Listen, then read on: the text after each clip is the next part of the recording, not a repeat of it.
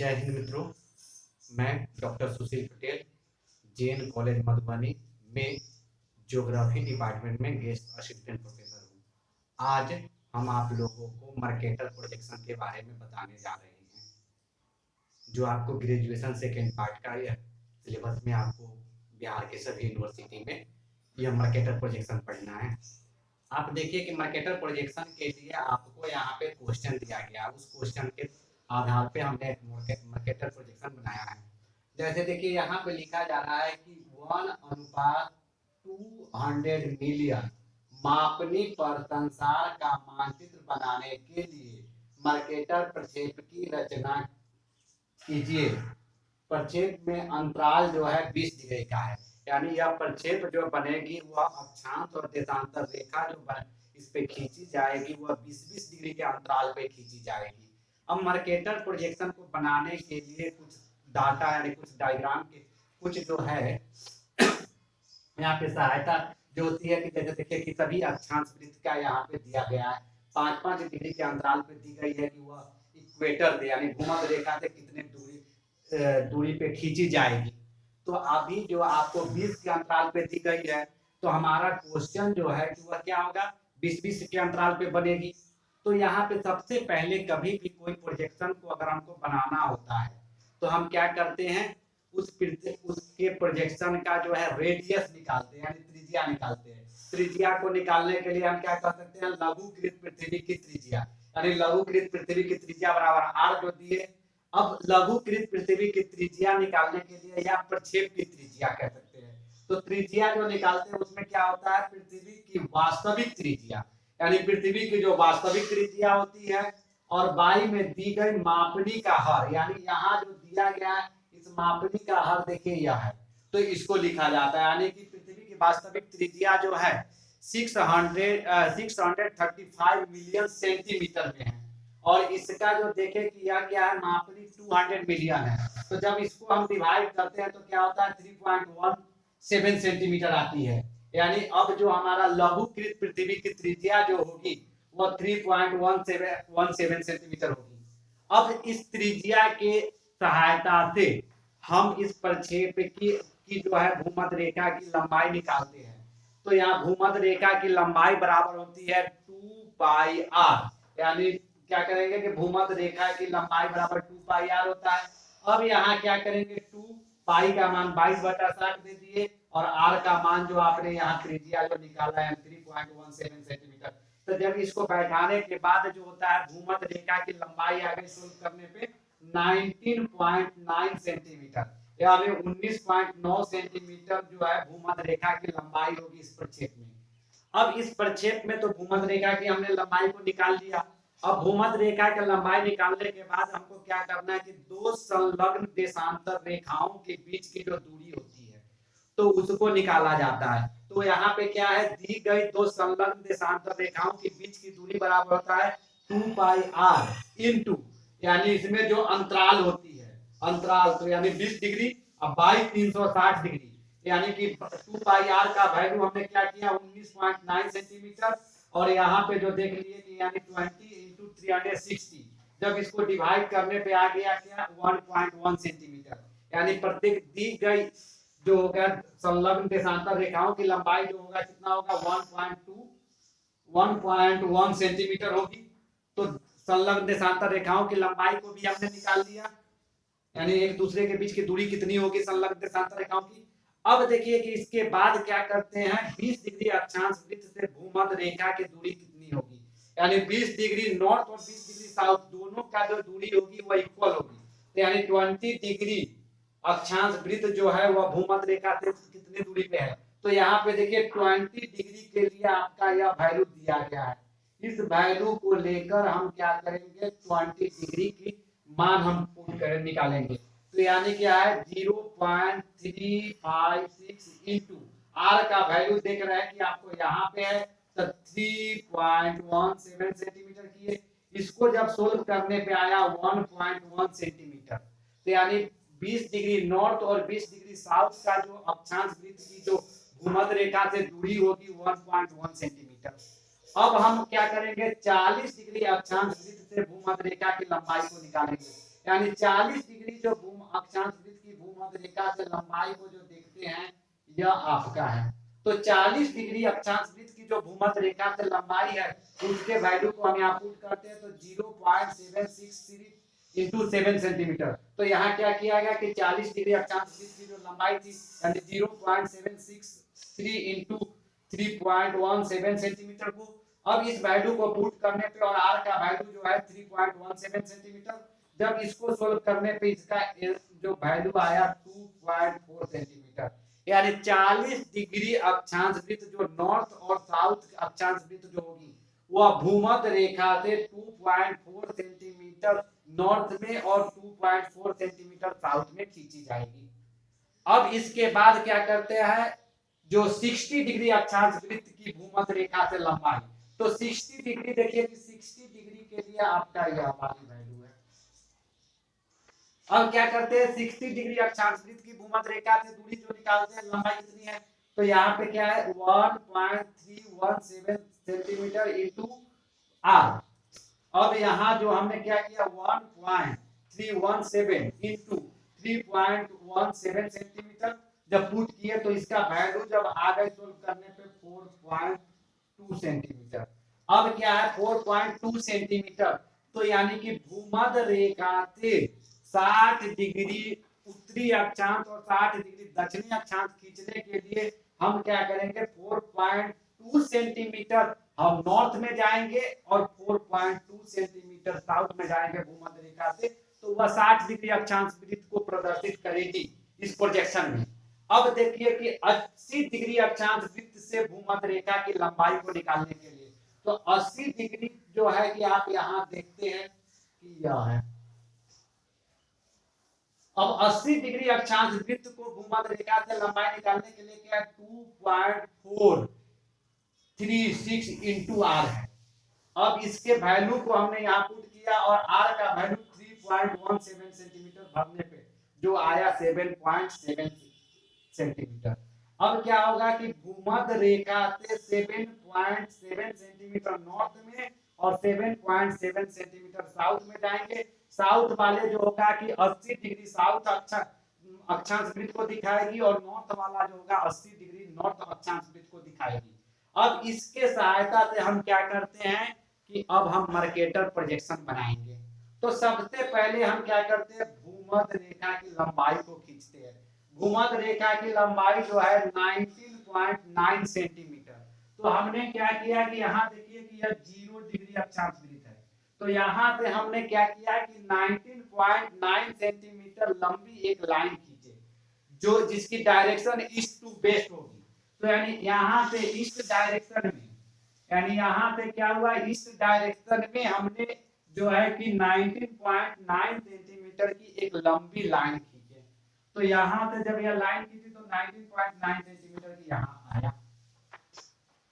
अब इस लाइन पे क्या करते हैं कि हम जो है कि अपने स्केल को बैठाते हैं। अब इस स्केल को इस प्रकार से बैठाकर दोनों तरफ और भूमध्य रेखा से क्या करते हैं नॉर्थ में हम जाते हैं 1.1 सेंटीमीटर। तो देखिए हमारा 1.1 सेंटीमीटर इधर, यानी कि यहाँ से नॉर्थ के तरफ चले और यहाँ से जो है कि फिर साउथ के तरफ चले 1.1 सेंटीमीटर। तो यह जो होगा 20 डिग्री नॉर्थ का होगा और यह जो होगा कि आपको इधर चले तो यह 20 डिग्री साउथ होगा। अब इसके बाद क्या करते हैं यहीं पे स्केल को रखकर हम करते हैं क्या कि 2.4 सेंटीमीटर, यानी यहाँ से यानी भूमध्य रेखा से 2.4 सेंटीमीटर लंबी एक लाइन नॉर्थ के तरफ। तो मेरा 2.4 सेंटीमीटर यहाँ पे आया और साउथ के तरफ चले तो 2.4 सेंटीमीटर यहाँ पे आएगा। अब इसको क्या करते हैं कि 2.4 सेंटीमीटर और यह जो होगा कि आपको 40 डिग्री नॉर्थ होगा और यह 40 डिग्री साउथ होगा यह पॉइंट।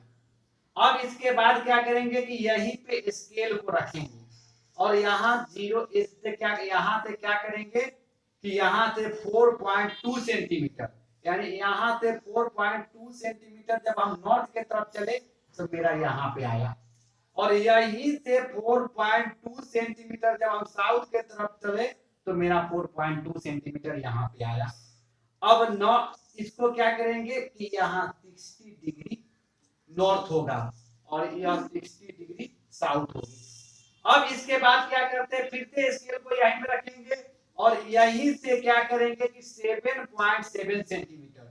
तो जब यहाँ से 7.7 सेंटीमीटर गए तो यहाँ पे आ गए, और यहाँ से नॉर्थ डायरेक्शन में गए तो यहाँ पे आ गए, और साउथ डायरेक्शन में गए तो यहाँ पे आ गए, साउथ डायरेक्शन में गए तो यहाँ पे आ गए। अब यह क्या होगा कि नॉर्थ वाले नॉर्थ को दिखाएगी 80 डिग्री नॉर्थ अक्षांश वृत्त, और यह जो होगा कि 80 डिग्री साउथ अक्षांश वृत्त को दिखाएगी। उसके बाद हम क्या करेंगे कि स्केल को बैठा के सभी बिंदु को मिलाते हुए एक यहाँ से लेके यहाँ तक एक लाइन खींच देंगे, यानी 80 डिग्री नॉर्थ से लेके 80 डिग्री साउथ के बीच की जितनी पॉइंट थी उसको मिला दिए। यही चीज अब हम इधर इस छोर पे भी करेंगे। स्केल को बैठाकर स्केल को सीधा बैठा लेंगे और यहां से चलेंगे, जीरो है जो यहाँ देख रहे हैं भूमध्य रेखा है, यहां से 1.1 सेंटीमीटर क्या करते हैं कि हम नॉर्थ के तरफ चलते हैं, और 1.1 सेंटीमीटर हम साउथ के तरफ चलते हैं। तो जब नॉर्थ के तरफ हम चले तो यह 20 डिग्री नॉर्थ हुआ, और जब साउथ के तरफ चले तो यह 20 डिग्री साउथ हो गई। इसके बाद देखिए कि 2.4 सेंटीमीटर है, तो यहीं से क्या करते हैं 2.4 सेंटीमीटर हम नॉर्थ के तरफ गए तो यहाँ मिला, और जब साउथ के तरफ आए तो 2.4 सेंटीमीटर यहाँ पे मिला। तो यहाँ 40 डिग्री नॉर्थ होगी और यह 40 डिग्री साउथ को इंडिकेट करेगी। इसके बाद हम 60 डिग्री, तो 60 डिग्री के लिए 4.2 सेंटीमीटर है, तो 4.2 सेंटीमीटर हम क्या करेंगे, यही 0 डिग्री से यानी भूमध्य रेखा से 4.2 सेंटीमीटर चले तो मेरा यहाँ पे हुआ और नॉर्थ में, और साउथ में चले तो 4.2 सेंटीमीटर यहाँ पे हुआ। तो यह जो होगा कि 60 डिग्री नॉर्थ को दिखाएगा और यह जो होगा 60 डिग्री साउथ को इंडिकेट करेगा। इसके बाद हमारा 80 डिग्री आएगी, तो यहाँ देखिए 80 डिग्री के लिए 7.7 सेंटीमीटर है, तो जब हम यहाँ से जीरो से क्या करते हैं 7.7 सेंटीमीटर चलते हैं तो यहाँ पे आ गई, और फिर नॉर्थ के तरफ गए तो यहाँ पे, साउथ के तरफ बढ़े तो 7.7 सेंटीमीटर यहाँ पे आ गई। अब यह 80 डिग्री नॉर्थ को इंडिकेट करेगा और यह 80 डिग्री साउथ को इंडिकेट करेगा। अब क्या करेंगे कि स्केल के सहायता से प्रत्येक यानी 80 डिग्री नॉर्थ अक्षांश वृत्त से 80 डिग्री साउथ अक्षांश वृत्त को मिला देंगे सरल रेखा के सहायता से। तो यह हमारा जो देखे कि दोनों छोर की जो बिंदु है ये हो गया, यहाँ हो गई। अब क्या करेंगे कि यहाँ पे देखिए कि यह तो अक्षांश वृत्त, और उसके बाद अब क्या करना है कि स्केल के सहायता से इस पॉइंट को, यानी यहाँ 80 डिग्री जो हुई और यह 80 डिग्री जो है, स्केल के सहायता से क्या करेंगे दोनों को मिला देंगे, जो 80 डिग्री अक्षांश वृत्त को दिखाएगी। फिर 60 वाले को 60 से, और इधर जो है 60 पॉइंट है उसको स्केल के सहायता से मिला देंगे, तो यह 60 डिग्री अक्षांश वृत्त को नॉर्थ अक्षांश वृत्त को दिखाएगी। यह 40 डिग्री और 40 डिग्री को मिला देंगे स्केल के सहायता से, तो यह 40 डिग्री नॉर्थ अक्षांश वृत्त को इंडिकेट करेगी। फिर 20 डिग्री को 20 डिग्री अक्षांश वृत्त से मिला देंगे, तो यह 20 डिग्री जो होगा कि नॉर्थ अक्षांश वृत्त को इंडिकेट करेगी। उसके बाद यह 0 डिग्री है, तो 0 डिग्री तो पहले ही भूमध्य रेखा खींची जा चुकी है। उसके बाद देखिए 20 डिग्री साउथ वाली जो है, तो 20 डिग्री साउथ से इसको मिला देंगे, तो यह 20 डिग्री साउथ अक्षांश वृत्त को यानी कि 20 डिग्री साउथ लैटिट्यूड को इंडिकेट करेगी। यह 40 डिग्री को 40 डिग्री साउथ से जब मिला देंगे तो यह 40 डिग्री साउथ लैटिट्यूड को इंडिकेट करेगी। फिर 60 वाले को 60 से मिला देंगे तो यह 60 डिग्री साउथ लैटिट्यूड यानी कि 60 डिग्री दक्षिणी अक्षांश वृत्त को इंडिकेट करेगी। फिर 80 डिग्री को 80 डिग्री साउथ से मिला देंगे तो यह 80 डिग्री साउथ लैटिट्यूड यानी 80 डिग्री साउथ 80 डिग्री दक्षिणी अक्षांश वृत्त को इंडिकेट करेगी। इस प्रकार से इस प्रक्षेप के सभी अक्षांश वृत्त को हमने खींच लिया। अब देखिए कि इस पे जब पोल बनाने की बारी होगी तो इस पे देखिए हम मर्केटर प्रोजेक्शन पे पोल जो होता है अनंत पे बनती है। इस कारण से जो है कि आप इस मर्केटर प्रोजेक्शन पे पोल को नहीं दिखा सकते हैं, यानी नॉर्थ पोल हो या साउथ पोल हो, इसको हम नहीं दिखा सकते हैं। तो अब उसके बाद देखिए कि क्या है कि यहाँ पे अपने स्केल को रखेंगे, 80 डिग्री अक्षांश वृत्त पे स्केल को रखेंगे और उसको क्या करेंगे कि 1.1 सेंटीमीटर के अंतराल पे उसको जो है 18 पार्ट में या डिवाइड हो जाएगी। तो 1.1 सेंटीमीटर यहाँ आया, 1 पॉइंट, फिर अगला 1.1, इस प्रकार से 18 पार्ट में डिवाइड हो जाएगी। तो इस प्रकार से 1.1 यहाँ पे आ गई। फिर साउथ में स्केल को रखेंगे, यहाँ भी 1.1, 1.1, 1.1, 1.1, 1.1 करते चले जाएंगे। तो इस प्रकार से यहाँ भी देखिए कि 18 पार्ट में इक्वल पार्ट में डिवाइड हो जाएगी। जैसे ही आप देखिए क्या है कि यहाँ पे जो कह रहा है कि 1.1 इंटू 18 से जब मल्टीप्लाई कीजिएगा तो क्या होगा, 18.8 सेंटीमीटर आएगी। अब देखिए 18.8 सेंटीमीटर आएगी तो आपने यहाँ देखा कि भूमध्य रेखा की लंबाई वही, तो देखिए अब इसको क्या करना है कि स्केल के सहायता से इसका प्रथम और इसका प्रथम दोनों को मिला देंगे नॉर्थ से साउथ डायरेक्शन में, फिर दूसरा को दूसरा से मिला देंगे, तीसरा को तीसरा से मिला देंगे, चौथा को चौथा से मिला देंगे, पांचवा को पांचवा से, छठा को छठा से, सातवां को सातवां से, आठवां को आठवां से, नौवां को नौवां से, 10वां को 10वां से, 11वां को 11वां पॉइंट से, 12वां को 12वां से, 13वां को 13वां से, 14वां को 14वां से, 15वां को 15वां, 16वां को 16वां और 17वां को 17वां और 18वां को 18वां। तो इस प्रकार से क्या होगा कि 18 इक्वल पार्ट में डिवाइड हो जाएगी। अब इसको करना क्या है कि यहां से चलेंगे किसी एक छोर से, तो हमने इस छोर से चले तो यह वाली छोर जो होगी 180 डिग्री लिखेंगे और 180 से 20 माइनस करेंगे तो 160, फिर 20 माइनस करें तो 140, फिर 20 माइनस करें 120, फिर 100, 80, 60, 40, 20, 0। यानी कि यह जो है कि आप 0 डिग्री देशांतर रेखा को इंडिकेट कर रही है, यानी ग्रीनविच को इंडिकेट कर रही है। अब 0 से फिर बढ़ना प्रारंभ करेंगे, ईस्ट के तरफ चलेंगे तो यह 20, 40, 60, 80, 100, 120, 140, 160, 180। इस प्रकार से प्रत्येक देशांतर रेखा को इस प्रक्षेप पे हम लिख देंगे। अब देखिए इस प्रक्षेप पे जब आपके राइट साइड में ईस्ट डायरेक्शन होगी तो यहाँ क्या करेंगे, ईस्ट लिख देंगे, और लेफ्ट साइड में वेस्ट डायरेक्शन यानी पश्चिम होगी तो इसको लिख देंगे। उसके बाद क्या करना है कि जिस स्केल के सहायता से यानी जिस मापनी के आधार पे आपका यह प्रक्षेप बनी है उस मापनी को लिख देंगे। तो हमारा इस मापनी से क्या है कि प्रक्षेप बनी है, तो इस मापनी को हमने यहाँ नीचे सेंटर में लिख दिए। अब यह प्रक्षेप का जो नाम है उस प्रक्षेप को हम लिखेंगे। तो देखिए यहाँ बोल्ड लेटर में कैपिटल में मर्केटर्स प्रोजेक्शन लिख दी गई है। तो इस प्रकार से आप बोल्ड लेटर में सेंटर में जो है मर्केटर प्रोजेक्शन लिख दीजिएगा।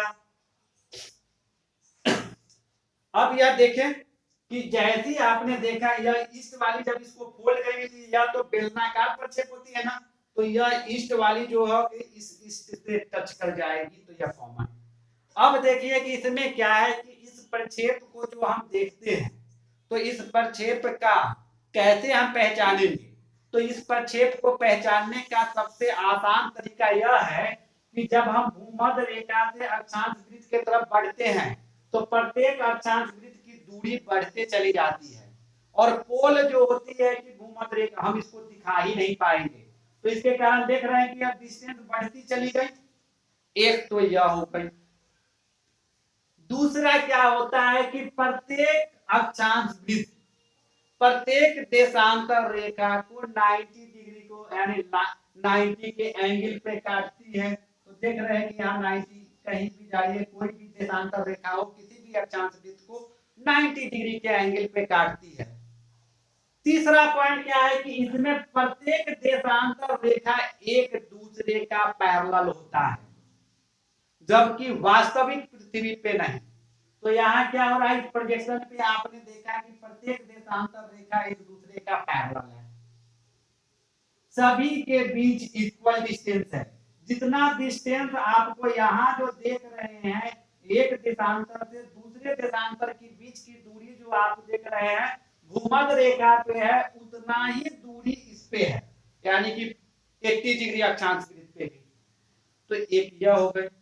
अब इसमें देख रहे हैं कि इस प्रोजेक्शन पे यानी संसार के जो मानचित्र बनाई जाती है, यानी वाल मानचित्र यानी दीवार मापनी जो बनाई जाती है, आपको खास करके मर्केटर प्रोजेक्शन पे ही बनाई जाती है। मर्केटर प्रोजेक्शन पे सिर्फ जो देखिएगा तो आपका यह भूमध्य रेखा पर मापनी और आकृति दोनों शुद्ध होती है। जैसे जैसे हम भूमध्य रेखा से नॉर्थ या साउथ की तरफ बढ़ते हैं, वैसे वैसे उसकी वास्तविक जो है आकृति से जो है उसमें परिवर्तन होने उसकी वास्तविक जो क्षेत्रफल होती है उसमें वृद्धि होने लगती है।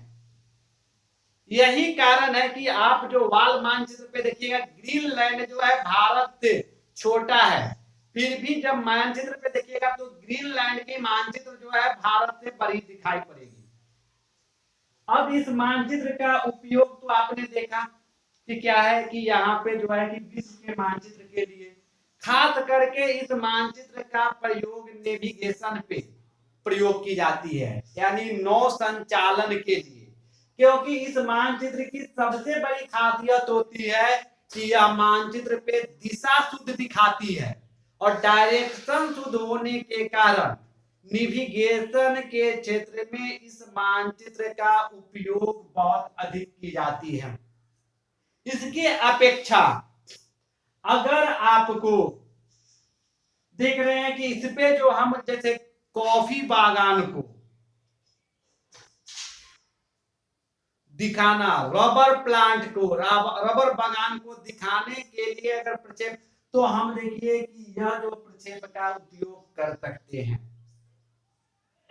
अगर मेरा वीडियो आप लोगों को अच्छा लगे तो आप लोग इस पे कमेंट कीजिए, सब्सक्राइब कीजिए, लाइक कीजिए, से अपने मित्रों में शेयर कीजिए, जिससे हमारी ऊर्जा में वृद्धि होगी।